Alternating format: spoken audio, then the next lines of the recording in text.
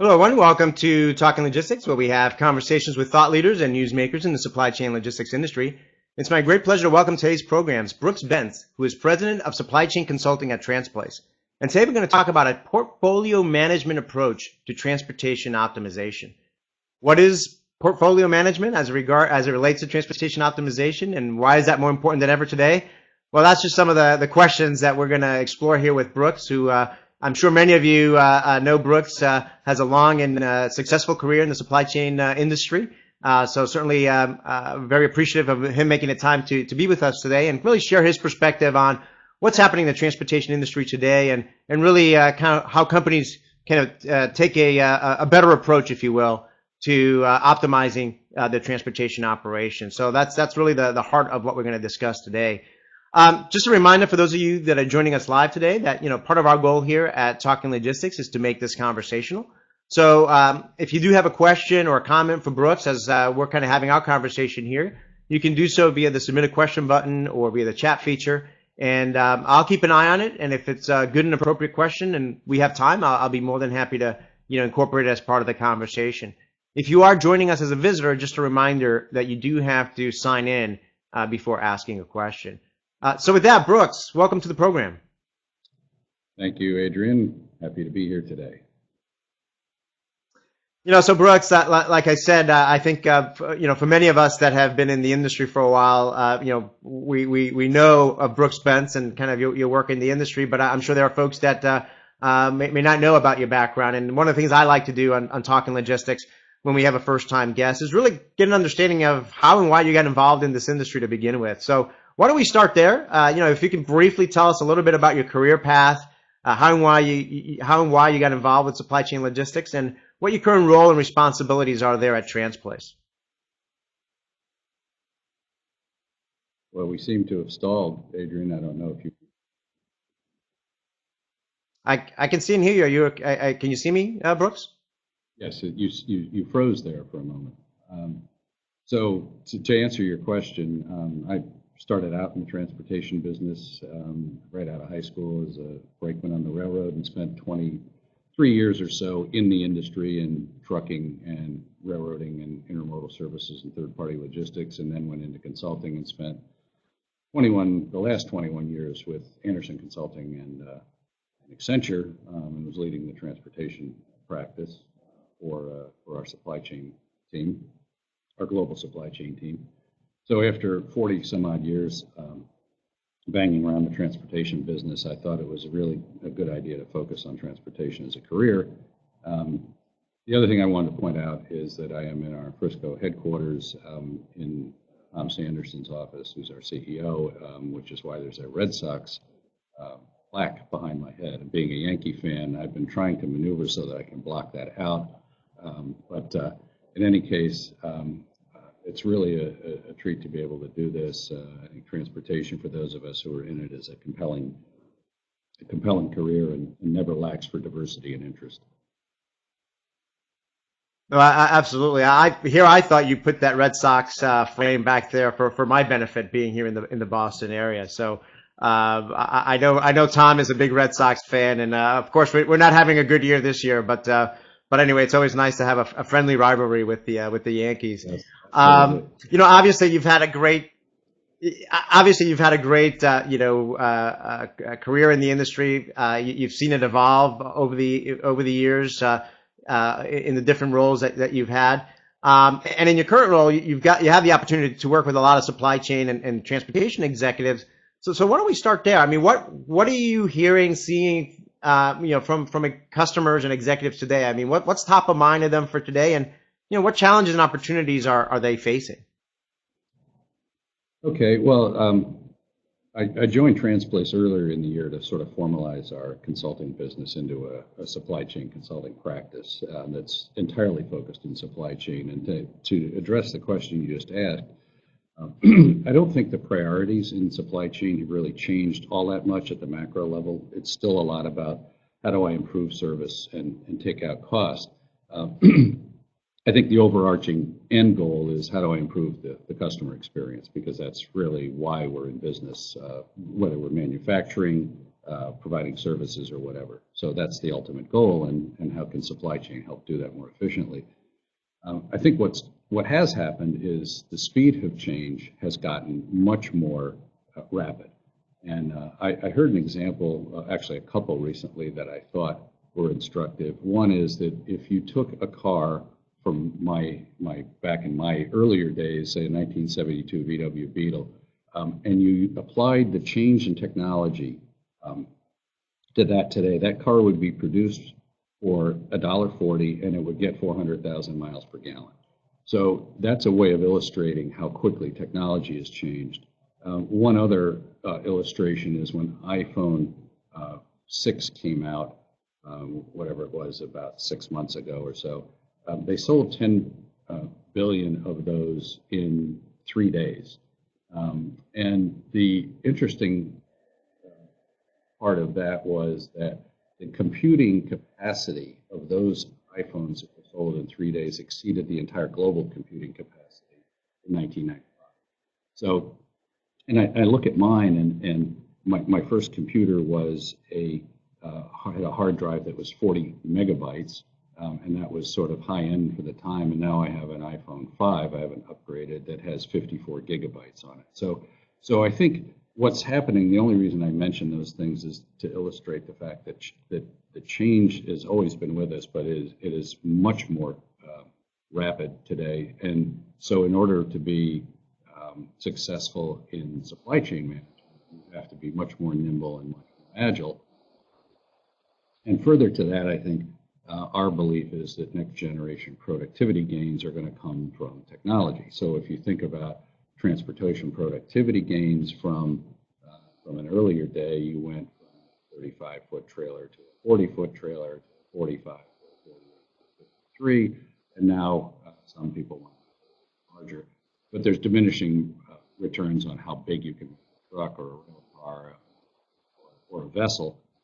And so, our thesis is that the bigger leaps in productivity gains technology, and I think that's the thing that a lot of traditional supply chain are beginning to embrace, but haven't fully yet. And I think it's part of the answer. It's not the entire answer, but it is a core foundational element. And try building a house without putting the foundation under it at the beginning and putting it in build, much more difficult. So I think having a good foundation, technology, business processes is really what people are looking to achieve.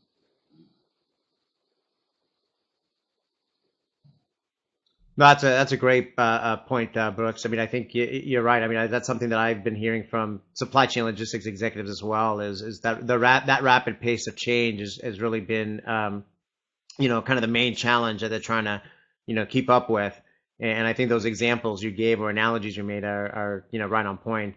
Certainly you see things like. Go ahead.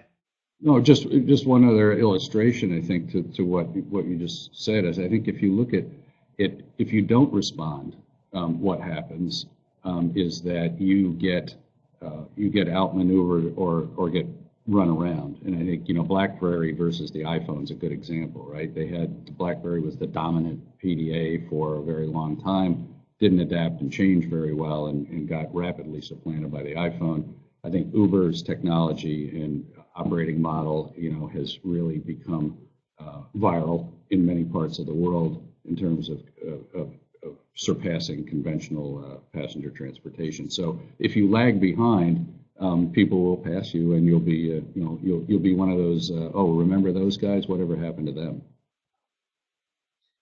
Exactly. And I've had the you can almost say the misfortune of having firsthand experience in my career path in terms of that happening. I started my career at Motorola, which really doesn't exist anymore, and then I worked briefly at Polaroid. So those are two classic examples there of companies that were not able to respond fast enough or see the future very clearly to really adapt their business models to make those changes. And certainly today in the supply chain logistics world, you see things like omni-channel and same-day delivery and so on and so forth, really putting pressure on that time component and that customer experience that kind of adds another layer of, complexity, if you will, or urgency to really the objectives of transportation executives.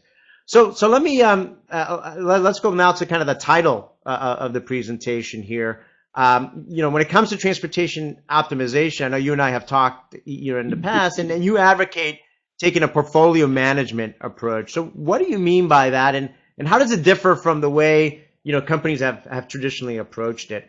And if you could just speak a little bit louder, so just I noticed before the audio was cutting in and out a little bit, so just speak a little bit louder, that way the mic will capture it. Okay, well, I think a very good question. We have referred to this as holistic multimodal transportation optimization, which is a real mouthful. I think portfolio management describes it equally as well, and I think it's taking a view of transportation all in or holistically. And I don't think of it as trucks and trains and boats and planes. It's really a network of capacity that is available to move freight, and there's a network of freight that is available to be moved. And I think while optimization is a much overused word, in its true sense, it really can't occur in modal silos nearly as effectively as it can when it is applied across the patch. And so the portfolio management approach basically says if I have a lot of freight, if I'm a Walmart or a Kohl's or a Rite Aid or no matter who, manufacturer, retailer, whatever, I can identify the freight flows that I have, outbound, inbound, interfacility freight flows. I have data that supports me knowing about that business. What I can't identify readily is the capacity available to move that freight. And real optimization is the act of and process of using the power of those overlapping networks to the greatest extent possible. So we do that through an exercise called expressive competition, where we allow the carrier community, the service provider community, can be 3PLs, can be LTL, truckload, rail, intermodal, whatever, ocean, air, to examine the freight flows and then provide the optimum capacity to meet the demand. And that's really a simplistic comment or concept, but what really becomes difficult is the sheer volume of transactions that you have to manage. And that requires you to have very high level, very robust technology. We can get into that in detail, but we have done projects where we've had over 3 billion items, 3 million items that had to be optimized. And clearly that's not something you can do on spreadsheets or access databases. So I think one of the challenges is in the past is that companies have traditionally managed transportation in silos. I'm going to look at LTL, I'm going to look at truckload, I'm going to look at air and ocean, and do them all separately. And while the overlap of those may not seem to be great, overlaps do exist. For example, even air shipments and ocean shipments hit the highway or the railroad at some point in their movement. So looking at it as a complete network and figuring out how best to optimize that network and what the value of that network is to the service providers as they express it in the pricing that they give you to move the freight is really a vital way to do it. It is difficult though, and it is stymied in several instances.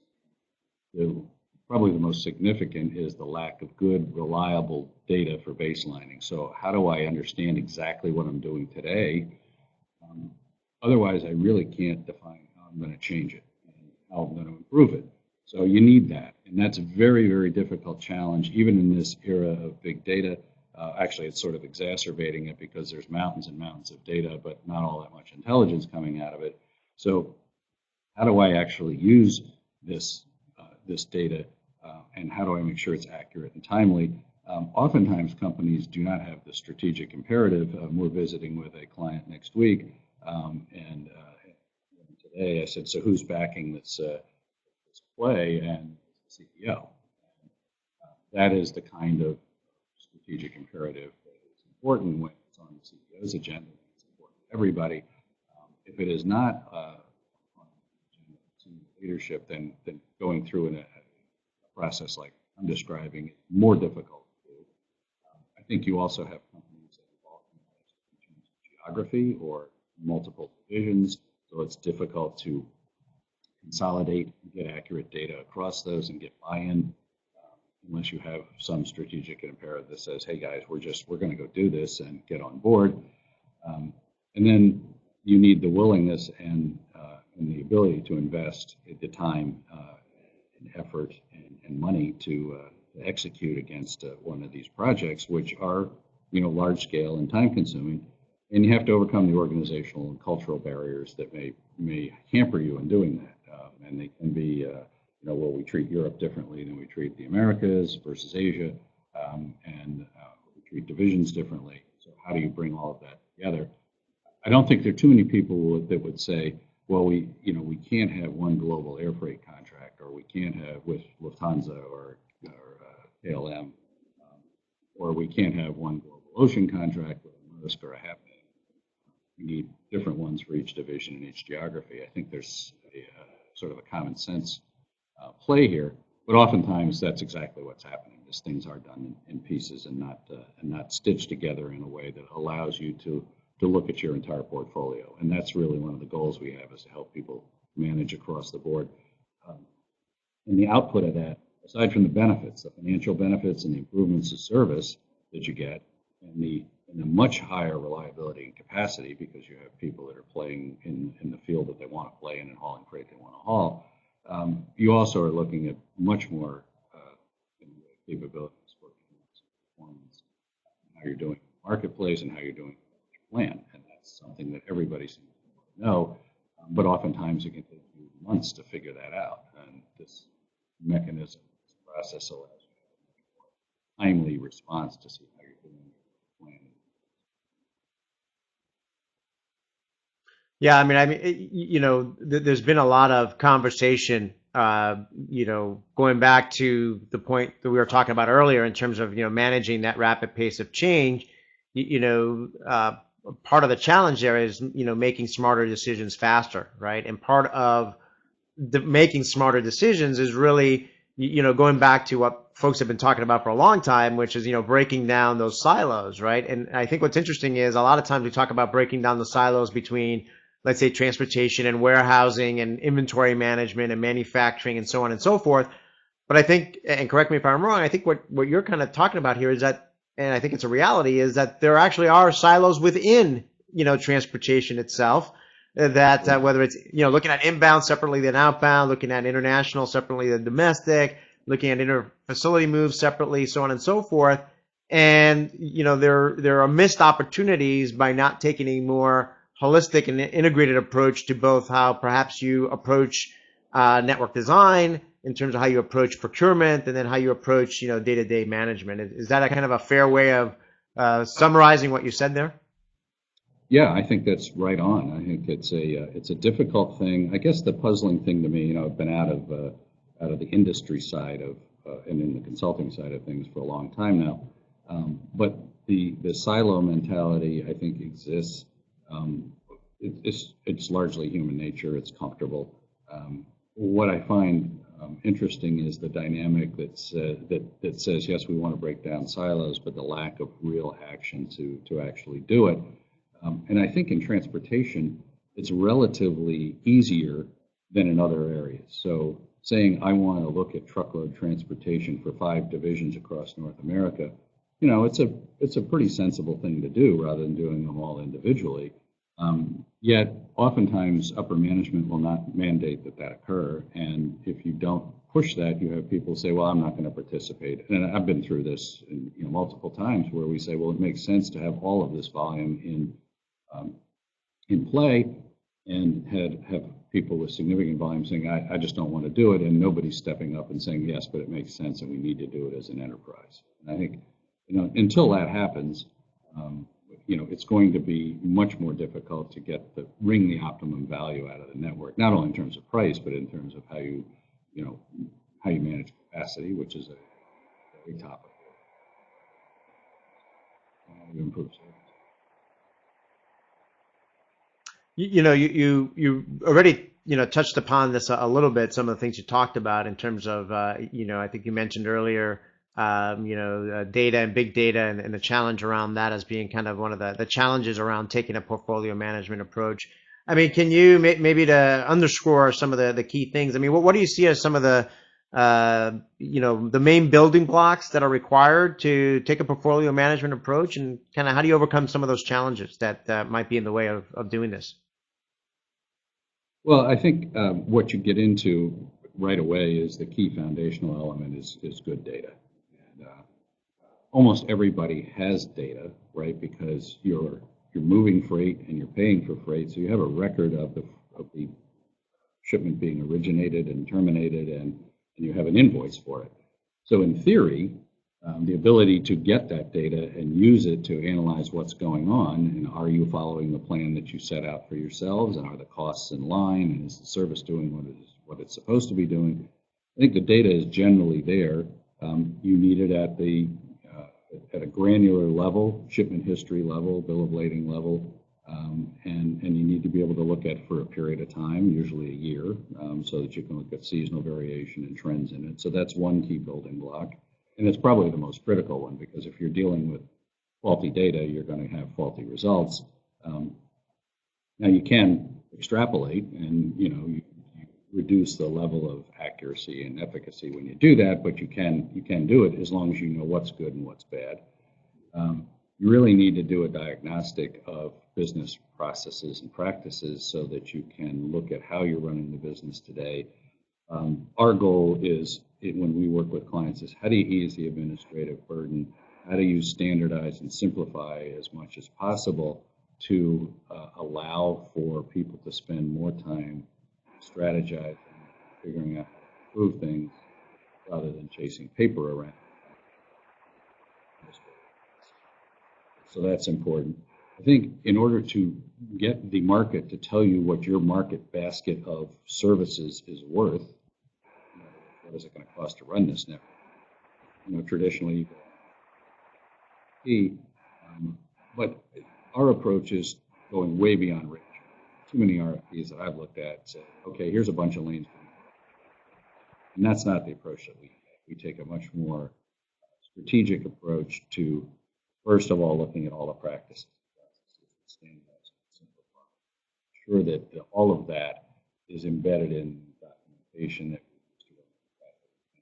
and so that people are well equipped with what is our standard contract look like, what are we looking to buy, and how are we looking to buy it, and how are we looking to pay for it, and how do we manage fuel, and how do we manage accessorial charges, so that it's very, very clear what we want to buy. And further to that, how much information can we provide you to help you make better choices on what services you want to provide and at what prices? So I need to be able to tell you where my facilities are, what their operating hours are. Do they have these little niggly requirements that, if you don't know them, may impact your ability to serve as you desire? So, for example, we had one client where we had to ask if they had dock locks at the distribution center, because we had hydraulic lift gates on the trailers and you couldn't back into a dock with a dock lock.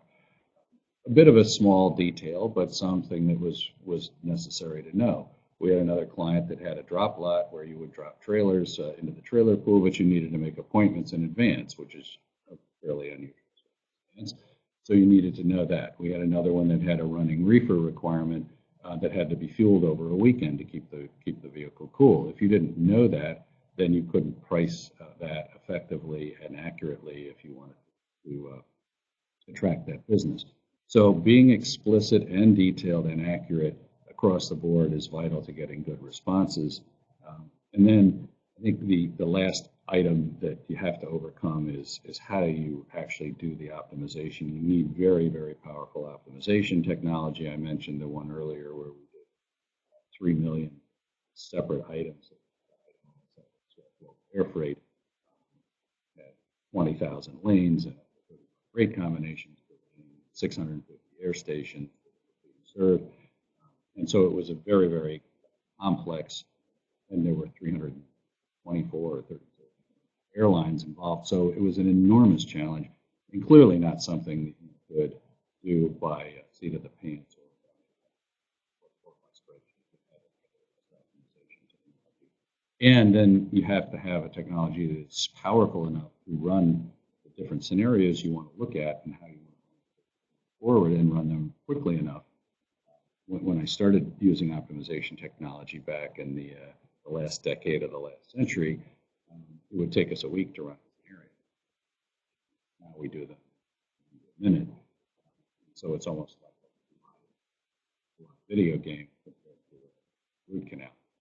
So I think all of those things enter into how you manage this process and do it effectively and get good results. Yeah, no, those are all great points. So let's talk now, and you kind of gave some examples there. I don't know if you've got other kind of, share some other use cases or customer examples of how taking a portfolio management approach, kind of delivers value. And then if you can, your audio was cutting out a little bit there. I think it might be a function of how close you're kind of standing to, talking to the microphone. So maybe if you could just focus on facing the computer, that might help. Thank you. Okay. So the last thing I did want to also call out, I think, in summary to the last point that I left out, is that you really need a well thought out, clearly defined process for running this entire program. And I think that's vital so that everybody understands the rules of engagement and how to use those tools effectively to being successful in a project or a process like that. In terms of case examples, I think the one that that is emblematic is the one I was referring to with the huge number of alternatives, options, lanes, and so forth. And I think the notion of being able to use what we refer to as expressive competition to allow carriers and service providers to tell you, the buyer, what freight is attractive to them and how to do it is really the most efficacious way to get results. And I would tell you that in more than 21 years of doing engagements of this type, there isn't one instance where we didn't deliver substantial value, positive value. To put that into numbers, the average is in the 8 to 12% range, and that is the cost of running that network of what we refer to as the in-scope controlled spend on freight. So an 8 to 12% reduction per year, and typically more than 1 year, can be 2 or 3. The lowest was 5%, and the upper end was around 30%. So there's value in the network out there, and I think all you have to do is look at operating efficiency. Despite all of everybody's best efforts, if you look at truckload transportation, for example, these guys all know their business. They know how to operate efficiently, but they're still running in the range of anywhere from 10 to 12 or 13% empty miles. So there is excess capacity out there. The challenge is, how do I map that capacity to the demand more efficiently? And that is really where the gain in productivity is going to come from, and that is where we think technology is going to play a role. If I look at Uber, in the passenger environment, Uber solved the problem of matching capacity to demand, right? I'm demand standing at the airport, and I have a way of attracting capacity to move me to my destination. We worked on Uber Freight version for Accenture, and I think that model is something that is going to occur. There are several players now in the market trying to do exactly that.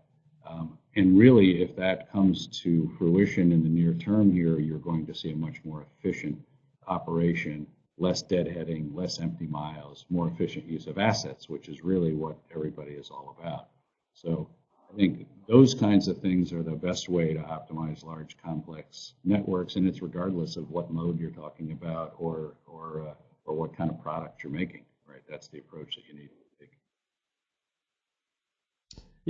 And you kind of touched upon this already a little bit, but if this is this portfolio management approach is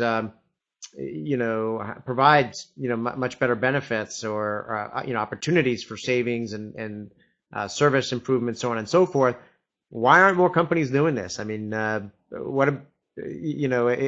do you see kind of the tide turning in terms of more companies adopting this approach? Well, I think, the first thing they haven't done yet is hired a good supply chain consultancy. But I think there are the things that weigh in here too. And there's inertia and tradition, right? We do a truckload bid every year, and we do it on Excel spreadsheets, and we always seem to get benefits, so we continue to do that.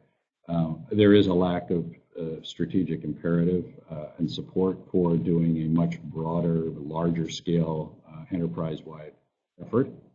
They are expensive to do. They take a lot of time. They take a lot of resources. The one I referred to you with the 3 million items in it was a year-long project with a team of 35 people from the client side and 10 from the consulting side. But the benefits were enormous after the project was done, and it changed the business processes for the way the company operated its air freight businesses. The other things that are hampering, I think, doing this are lack of reliable data, which we've hit on several times, and also the lack of resources. If you're going to do a project like this, it's taking, as I mentioned the last one, it took a large number of people for a very long time. Not all of them full time, but a lot of them full time to do that work, and not everybody has those resources readily available to do that with the right skills. And the last issue, I think, is change management. People perceive it as a risk. What if it doesn't work? Am I betting my job? Am I betting the company? Trying something new or trying something different has always got a risk quotient to it. And I think, you have to be willing to go out and do that. And not everybody has crossed that bridge yet. It's very, very interesting to me that when I look at the surveys that come out from Aberdeen and others, the percentage of people who are buying freight capacity, not using technology to help them do it, not using the process, a tactical approach to a very specific problem. I think that'll change over time, and we're here to help roll that ball down the field if we we're running short on time here, so I've got a couple of more questions, but I just want to remind those of you that are watching that if you do have a question for Brooks, now would be the time to submit it. And again, if you are joining us as a visitor, you do have to sign in first before you can submit a question. So Brooks, we've kind of talked about the shipper side of things. I mean, what is the carrier perspective on this approach? I mean, does it ultimately result in better shipper-carrier relationships? Well, I think, having been on the carrier side and having to participate in situations where I was competing for freight, I can say that I don't think anybody relishes the idea, if you're an incumbent, you don't relish the idea of having to see your business competed. If you're the new guy, then you're always out looking for more business. And so I think there's that dynamic at work. I think what's happened, though, is with the rise of technology, optimization technology, and automated RFPs and that sort of thing, is that carriers are getting very much acclimated to this as a way of improving their lot in life and improving their business. So I think their general reaction is, it's a fact of life. We have to participate in these events. I think if you believe in what we've been talking about here, the carriers come out with a better set of business than they had before. In the experience that we've had, typically 80% of the incumbent carriers remain in the portfolio. But what's interesting is that the business shifts. They don't handle the business that they handled before. They handle different business that's more attractive to them. And that leads to a more sustained business model, less turnover, and frankly, it results in better gains for both parties. Carriers are getting freight that's more attractive to them, and the shippers are getting better reliability, better service, and less churn. Yeah, no, I think, in my experience, talking to shippers and carriers as well, I think that's been my observation as well. And what I've heard from them is, a lot of the incumbent players do end up returning, but it's better aligned, if you will, the business that they're having better aligned with their network than perhaps, taking a more fragmented approach or having more limited visibility to what the shippers' demands would have resulted in. So let's wrap it up, and kind of as a way to wrap up, then, what advice would you give to companies looking to take a portfolio management approach to transportation optimization, and what steps should they take, in the near term here, and maybe what mistakes should they try to avoid? Well, so other than hiring the supply chain consultancy of choice, I think the steps that you really need to go through are, if you buy into the process, if you think it makes sense, you have to go and look and see what your data set looks like today. Is it reliable? Can you get it? Can you get it quickly? And that really is probably step one. I think step two is developing the strategy along the lines that we're talking about of managing this as a portfolio and making the business case to upper management to invest the time and the effort and the resources and the money to go do it. And that leads to getting the support strategic imperative, if you will, to go ahead and execute something like that. Whether you do it on your own, many of our clients are fully capable of doing this kind of project on their own. They simply do not have the extra arms and legs to do it. And so they essentially rent the talent from people like us to come in and assist their teams in order to do that. And then when it's over, it becomes, it's a variable cost model. You don't have people on the payroll that do it. There are some companies that are big enough with enough spend and enough import that they have a team that just does this all the time. And those are probably, there's one out in the Midwest, large CPG company, and they're expert at it, and they do it all the time, and they have a full-time team. Not everybody. But I think those are the things that you have to go through. You have to have the data. You have to have executive support, and then you can advance the ball. Now, what the strategy is, I think, has to be determined by individual companies. But you would typically, so for example, in the retail space, you would want to involve your merchant buyers or category managers to say, look, here's what we're trying to do, and here's how this could impact you in terms of getting the product to the store shelf for less money, improve performance, reduce stockouts, take inventory out of the pipeline. I think there's an impact across the logistics that helps build the business case. So those are the kinds of things you need to do. I think the mistakes that get made often are, I can't afford 6 months or 9 months to do this project, so I'm going to try and do it fast. I don't have the money to license the technology or to hire a consultant, so I'm going to do it with what I've got, and we'll do it on a part-time basis. Oh, and by the way, that means I can't do it all, so I'll just do LTL right now, and I'll show some benefits, and I'll come back and do truckload later. And so I think it becomes it gets watered down into a suboptimal solution that never really changes the game. And I think this is an era where you need to change. Yeah, and with that, I think that's a great way to kind of wrap this up. I mean, you got to look for ways to change the game in light of the rapid changing environment that we're all in. Brooks, like I always say at the end of every episode, we always manage to just scratch the surface on these topics, but I think we definitely raised some good points and some good food for thought for those folks watching today. So again, thank you very much for making the time for being with us today. Thank you for the invitation. It was a pleasure being here. And I want to thank all of you who joined us live today. We didn't get any questions for Brooks, but if you are watching this episode on demand and you do have some questions for Brooks, you can find the episode on talkinglogistics.com, and you can post your question or comment there. And I'm sure Brooks will be more than happy to reply via that medium. So again, thank you all for joining us today, and look forward to seeing you in a future episode of Talking Logistics. Have a great day.